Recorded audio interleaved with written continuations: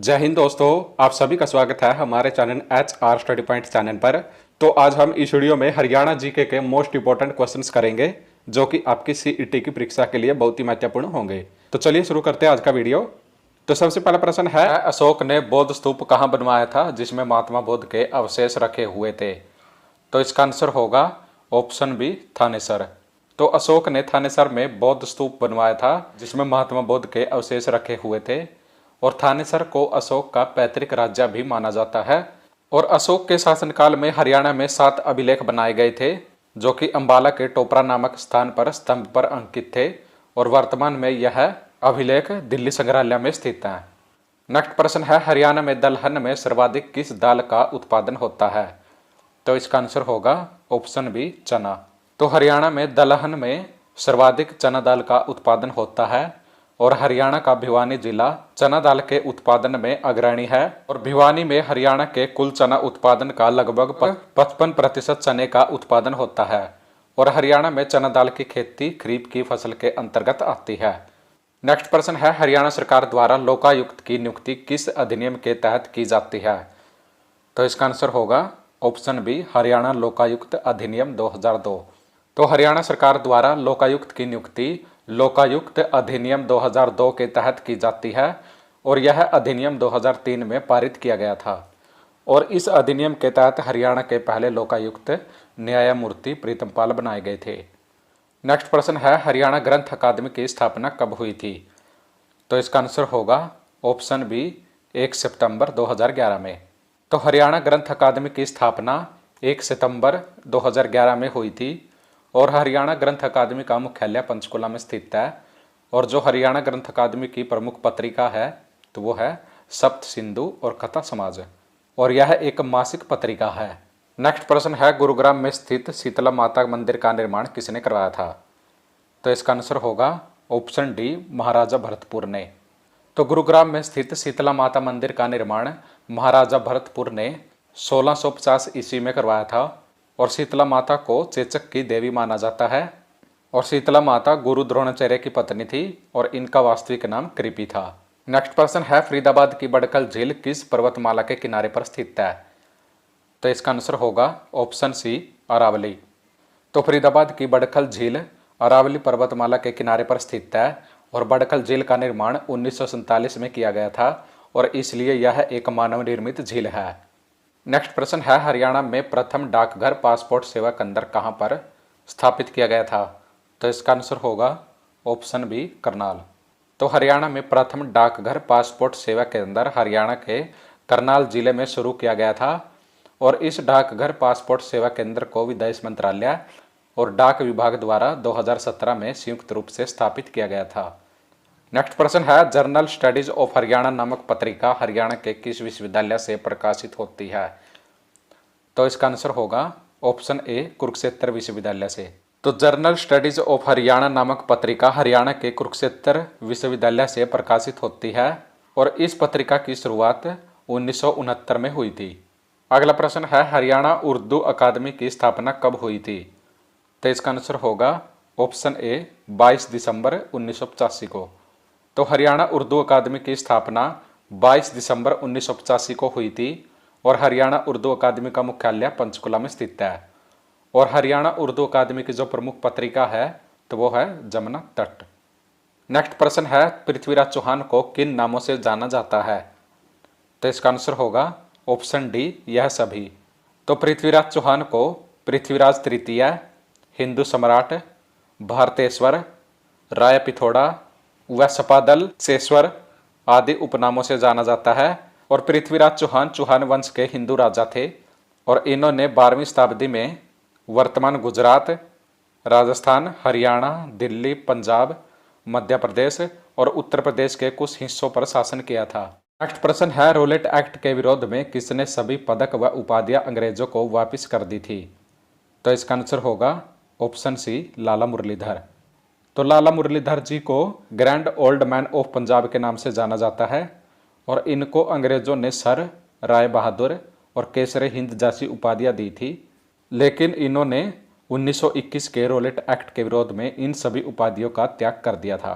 Next प्रश्न है हरियाणा तालाब और अपशिष्ट जल प्रबंधन प्राधिकरण को कब लागू किया गया था? तो इसका आंसर होगा ऑप्शन बी 22 जून 2018 को।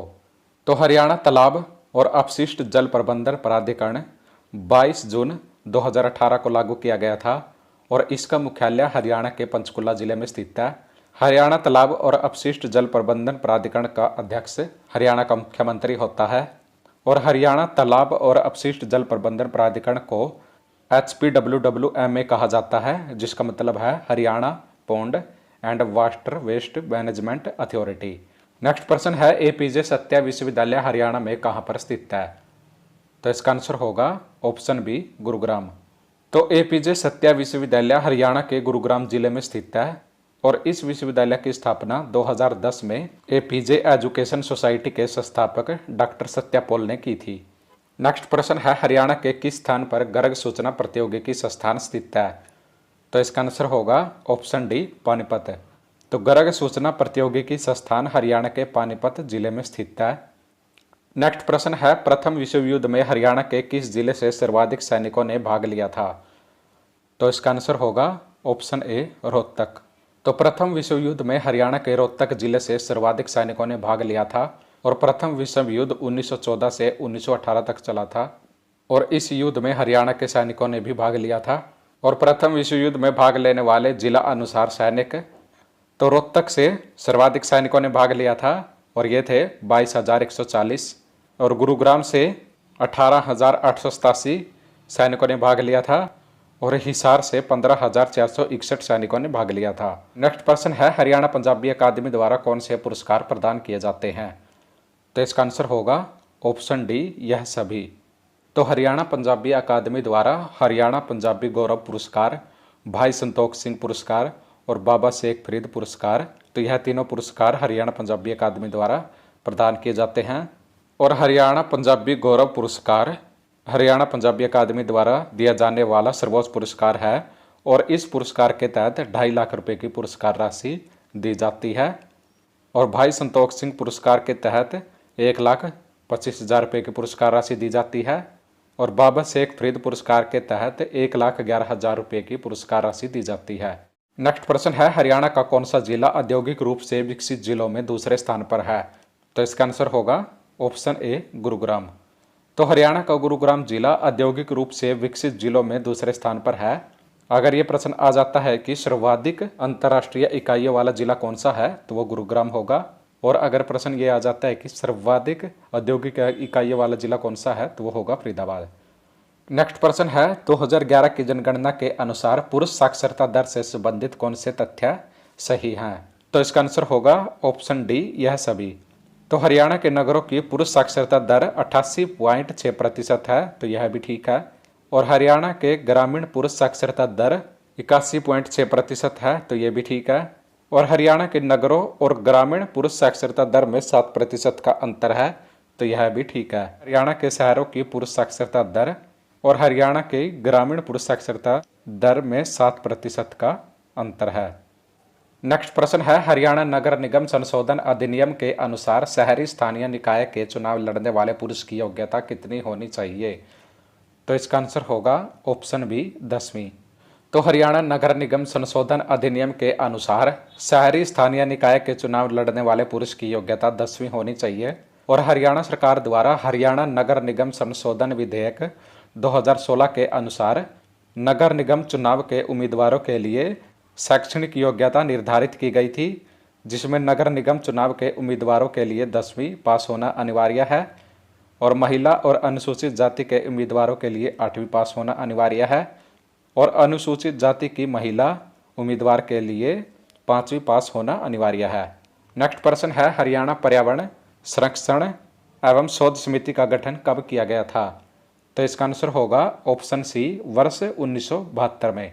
तो हरियाणा पर्यावरण संरक्षण एवं शोध समिति का गठन वर्ष 1972 में किया गया था और हरियाणा पर्यावरण संरक्षण एवं शोध समिति का गठन चरखी दादरी में राव श्रवण सिंह के नेतृत्व में किया गया था। तो फ्रेंड्स ये थी आज की वीडियो और अगर आपको आज की वीडियो अच्छी लगी है तो प्लीज़ आप वीडियो को लाइक करें और अगर आप हमारे चैनल पर नए हैं तो प्लीज़ चैनल को जरूर सब्सक्राइब कर लीजिए और बेल आइकन को जरूर प्रेस कर लीजिए ताकि आने वाली सब वीडियो की नोटिफिकेशन आपको समय समय पर मिलती रहे।